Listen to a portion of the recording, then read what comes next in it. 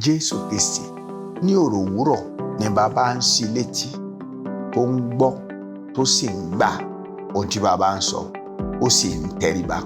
Kódà nígbà tí ìfẹ́ Ọlọ́run bá túmọ̀ sí ìyà, ọba ògo ó ń tẹríba fún ìfẹ́ bàbá láti jẹ́ kí ìfẹ́ bàbá ó di ṣíṣẹ.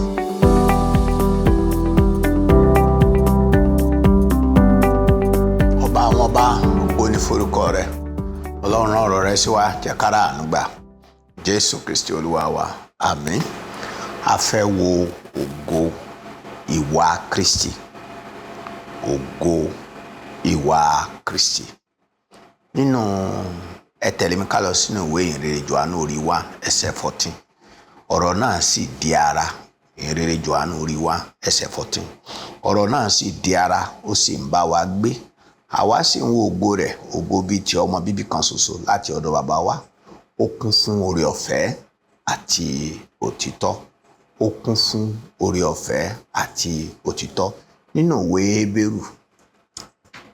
ìwé Hébérù ní orí 7 ìwé Hébérù, ẹ jẹ́ ká wo ẹsẹ̀ 26 sí ẹsẹ̀ 28 ká lè rí ògo ìwà Kristi. Nítorí pé irú olórí àlùfáà bẹ́ẹ̀ ni ó yẹ wá, mímọ́, aláìlẹ́gàn, aláìléèrí, tí a yà sí ọ̀tọ̀ kúrò nínú ẹlẹ́ṣẹ̀, tí a sì gbéga ju àwọn ọ̀run lọ. Ẹni tí kò ní láti máa kọ́kọ́ rúbọ lójoojúmọ́ bí àwọn olórí àlùfáà wọn ni fún ẹ̀ṣẹ̀ ti ara rẹ̀ náà àti lẹ́yìn náà fún ti àwọn ènìyàn.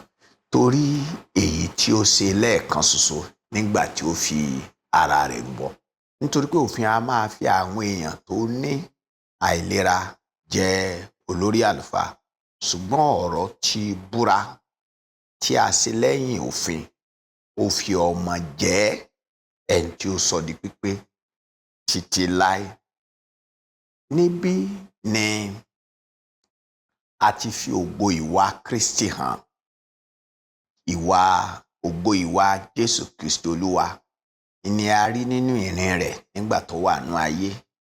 A rí ní ẹni mímọ́, àkọ́kọ́ nìyẹn. Ìkejì, a rí ní ẹni tí kì í pani lára. Bẹ́ẹ̀ ni, a rí ní ẹni tí kì í ṣe aláìmọ́. A rí ní ẹni tí a yà sọ́tọ̀ kúrò lágbo àwọn ẹlẹ́ṣẹ̀, ẹni tí a gbéga sínú àwọn ọ̀run. Ògo ìwà Kristi yìí mo fẹ́ fi hàn yín ní abala méje ògo rẹ̀, ògo ìwà rẹ̀. Àkọ́kọ́ ni ògo ìwà tútù rẹ̀ àti ìrẹ̀lẹ̀. Ní Mátíù orí 11 ẹsẹ̀ 29, Jésù Olúwa wí pé, ẹ gbà àjàgà mi sí ọrùn yín, ẹ wá kọ́ ẹ̀kọ́ lọ́dọ̀ mi, nítorí pé onínú tútù àti onírẹ̀lẹ̀ ni mí. Ìyẹn ni pé a rí ògo ìwà rẹ̀ bí onínú tútù àti onírẹ̀lẹ̀. Ìyẹn ni pé èèyàn pẹ̀lẹ́ ni Jésù. Bẹ́ẹ̀ ni, ènìyàn tí kò ní gbéraga ni. Ògo ìwà rẹ̀ àkọ́kọ́ nìyẹn. Àwa náà sì gbọ́dọ̀ jọ́. Ìkejì ni pé ògo títẹ́tí bẹ̀lẹ̀ jẹ́ sí àṣẹ bàbá àti ìtẹríba fún ìtọ́ni bàbá. Nínú ìwé Àìsáyà orí 50 ní ẹsẹ̀ 4 sí ẹsẹ̀ 6. Ìwé Àìsáyà orí 50 ní ẹsẹ̀ 4 sí ẹsẹ̀ 6. Ibẹ̀ lẹ ti rí àsọtẹ́lẹ̀ tí Àìsáyà sọ nípa ògo ìwà ìtẹ́tíbẹ̀lẹ̀jẹ́ rẹ̀ àti máa tẹríba fún ìfẹ́ bàbá. Olúwa Jèhófà ti fi ahọ́n akẹ́kọ̀ọ́ fún mi, kémi kí ó lè mọ bí a ti ń sọ̀rọ̀ ní àkókò fún aláàárẹ̀. Ó ń jí ní òròwúrọ̀, ó sì ṣí mi létí láti gbọ́ bí akẹ́kọ̀ọ́. Olúwa Jèhófà ti ṣí mi létí, èmi kò sì ṣe àìgbọràn, bẹ́ẹ̀ ni èmi kò yí padà. Mo fi ẹ̀yìn mi fún àwọn aluni àti ẹ̀rẹ̀kẹ́ mi fún àwọn tí ń tú irun. Èmi kò pa ojú mi mọ́ kúrò nínú ìtìjú àti ìtútọ́sí. Ẹ rí nínú ẹsẹ̀ tí a kà yìí pé Jésù Kristi ní òwúrọ̀ ni bàbá ń ṣí létí, tó ń gbọ́, tó sì ń gbà ohun tí bàbá ń sọ, ó sì ń tẹríba. Kódà nígbà tí ìfẹ́ Ọlọ́run bá túmọ̀ sí ìyà, ọba ògo ó ń tẹríba fún ìfẹ́ bàbá láti jẹ́ kí ìfẹ́ bàbá kó di ṣíṣẹ. Ògo rẹ̀ kejì ni, ògo ìwà rẹ̀ kejì ni. Ògo ìwà rẹ̀ kẹta, ó ní sùúrù rẹ̀ ní abẹ́ ìtìjú. Nínú ìwé Àìsáyà yẹn kan náà ní orí 53 ní ẹsẹ̀ 7, ẹ gbọ́ ọ̀rọ̀ Ọlọ́run. Ó ní a jẹ ẹ́ níyà, a sì pọ́n ọn lójú, ṣùgbọ́n òun kò ya ẹnu rẹ̀. Ògo sùúrù rẹ̀ nínú ìyà. A jẹ ẹ́ níyà, a sì pọ́n ọn lójú, ṣùgbọ́n òun kò ya ẹnu rẹ̀. A mú wá bí ọ̀dọ́ àgùntàn fún pípa, àti bí àgùntàn tó yádi níwájú olùrẹ́rùn rẹ̀, bẹ́ẹ̀ ni kò ya ẹnu rẹ̀. Ògo rẹ̀ mìíràn tí mo fẹ́ kẹ́ ẹ rí ni pé ògo lílọ káàkiri láti máa ṣe rere. Ògo lílọ káàkiri láti máa ṣe rere. Nínú ìrìn àjò Jésù Kristi ní ìrìnkèrindò rẹ̀ nínú ayé, rere ló fi gbogbo ọjọ́ ayé ẹ̀ ṣe. Ìwé Ìṣe Àpọ́stélì orí 10 ẹsẹ̀ 38, ó ní àní ní ti Jésù Kristi ti Násárẹ́tì, ẹni tí a dá ẹ̀mí mímọ́ àti agbára lé lórí, ẹni tí ó ń kiri sóore.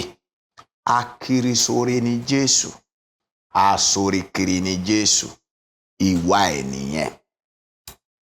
Ògo ìwà rẹ̀ mìíràn ó ní ìwà mímọ́ àti àìlẹ́ṣẹ̀.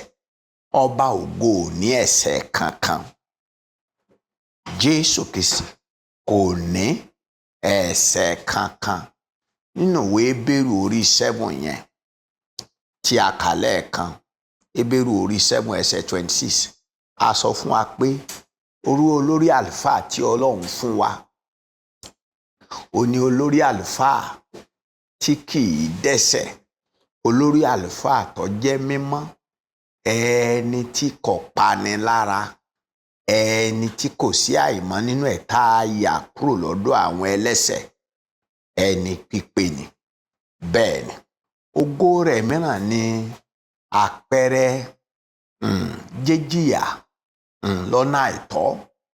Jésù ò ṣohunkóhun sí ènìyàn tí ó fi yẹ kó tọ́ síyà, ṣùgbọ́n a fìyà jẹ ẹ́.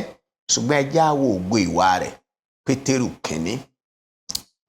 Pétérù kínní ní orí kejì ní ẹsẹ̀ 21 sí ẹsẹ̀ 23. Ẹ gbọ́rọ̀ Ọlọ́run.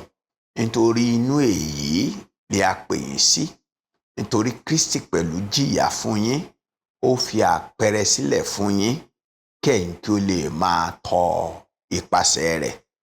Ẹni tí kò dẹ́ṣẹ̀, bẹ́ẹ̀ ni a kò sì rí àrékérekè lé ẹnu rẹ̀. Ẹni nígbà tí a kẹ́gàn rẹ̀, tí kò sì padà kẹ́gàn, nígbà tí ó jìyà, tí kò sì kìlọ̀, ṣùgbọ́n ó fi ọ̀ràn rẹ̀ lé ẹni tí ń ṣe ìdájọ́ òdodo lọ́wọ́. Ṣé ẹ rí ògo ìwà rẹ̀ bẹ́ẹ̀ yẹn? Wọ́n fìyà jẹ, kò kẹ́gàn, wọ́n bú, kò béèbú padà, wọ́n ṣe níbi, kò ṣe wọ́n níbi. Ìyà tí ó sì tọ́ sí ìlọ́jẹ, síbẹ̀ kò halẹ̀ mọ́ wọn. Ipa keje ògo rẹ̀, ìwà rẹ̀ tí mo fẹ́ kárí, ó ní ọkàn láti sìn ìsìn rẹ̀ lẹ́rẹ̀ fún àwọn ẹlòmíràn. Ọba ògo yàn láti sìn ènìyàn, pàápàá àwọn ọmọ ẹ̀yìn rẹ̀. nínú ìwé ìhìnrere Jòhánù orí 13 ní ẹsẹ̀ 4 sí ẹsẹ̀ 15 ní a rí Jésù Kristi pẹ̀lú àwọn ọmọ ẹ̀yìn rẹ̀ tó di àmùrè tó wá bomi tó ń fọ ẹsẹ̀ àwọn ọmọ ẹ̀yìn. Ó sì sọ fún àwọn ọmọ ẹ̀yìn nígbà yẹn, ó ń sọ fáwa náà lónìí wípé kí a máa ṣe ìránṣẹ́ ara wa, ká máa ṣe ìránṣẹ́ ọmọnìkejì wa, ká fi tayọ̀tayọ̀ yàn láti ṣe ìránṣẹ́ ẹlòmíràn. Àwọn ògo ìwà Kristi rè méje ni. Àkọ́kọ́ ni ìwà pẹ̀lẹ́ rẹ̀ àti ìyẹn ni inú tútù àti ìrẹ̀lẹ̀ tó ní. Ìkejì ni bó ṣe ń tẹ́tí sí baba tó sì ń tẹríba fún ìfẹ́ baba. Ìkẹta ni sùúrù rẹ̀ ní abẹ́ ìtìjú. Ìkẹrin ni bó ti ń kiri kí tó ń ṣoore. Ìkarùn ni ìwà mímọ́ rẹ̀ àti ìgbé ayé àìní ẹ̀ṣẹ̀ rẹ̀. Ìkẹfà ni pé bó ṣe ń jìyà tó jìyà lọ́wọ́ àwọn ẹni bí nígbà tó ń sì dẹ́ṣẹ̀ kankan. Ìkeje ni pé bí ó ṣe fi ìrẹ̀lẹ̀ tẹríba tó sì ń sìn àwọn ẹlòmíràn. Ẹ̀kọ́ mìíràn tí a lè kọ́ ni wípé Jésù Kristi yìí ó fi ìwà Ọlọ́run tí a kà nínú rẹ̀ nínú ìwé májẹ̀mú láéláé hàn bí Ọlọ́run olóòótọ́, onídàájọ́ òdodo. Nínú ìwé Àìsáyà orí 45 ní ẹsẹ̀ 21. Àìsáyà orí 45 ẹsẹ̀ 21. Ẹ jẹ́ á ka ọ̀rọ̀ Ọlọ́run. Ìwé Àìsáyà orí 25 ẹsẹ̀ 21. Ó ní ẹ sọ kí ẹ sì mú wá lóòótọ́ kí wọ́n kó jọ gbìmọ̀ pọ̀. Ta ló múni gbọ́ èyí láti ìgbàanì wá? Ta ló ti sọ ọ́ láti ìgbà náà wá? Èmi Olúwa kọ́, kò sọ́lọ́mìíràn pẹ̀lú mi. Ọlọ́run òdodo àti olùgbàlà, kò sẹ́lòmíràn lẹ́yìn mi. A rí Ọlọ́run ní Ọlọ́run òdodo, a rí Ọlọ́run ní olùgbàlà. Èyí ni Jésù Kristi wá fi hàn gbogbo àwa ènìyàn pé Ọlọ́run wa, Ọlọ́run òdodo ni. Ọlọ́run wa, Ọlọ́run òtítọ́ ni. Ọlọ́run yìí ó jẹ́ onírọ̀nú, ó jẹ́ mímọ́, ọ̀nà rẹ̀ gbogbo sì mọ́. Kì í tètè bínú, ó sì pọ̀ ní àánú. Bẹ́ẹ̀ ni ó lẹ́rù nínú iṣẹ́ òdodo rẹ̀, ó sì lẹ́rù ní ìwà mímọ́. Mímọ́ ni Ọlọ́run, bẹ́ẹ̀ ni ìfẹ́ sì ni Ọlọ́run. Kò sí òkùnkùn kankan nínú Ọlọ́run. Ìfẹ́ Ọlọ́run, ìfẹ́ pípé ni. Èyí ni Jésù Kristi fi hàn wá pé àwa ń wo ògo rẹ̀. Ògo bí ọmọ bíbí Ọlọ́run kan ṣoṣo tí ó kún fún oore ọ̀fẹ́ àti òtítọ́. Ọba àwọn ọba, gba ọpẹ́ kó gba ìyìn wa. Rán ọ̀rọ̀ yìí, fi ìbùkún sí ọ̀rọ̀ yìí Ọlọ́run ayérayé. Jẹ́ kí ọ̀rọ̀ yìí kó mú ire bá gbogbo àwọn àyànfẹ́.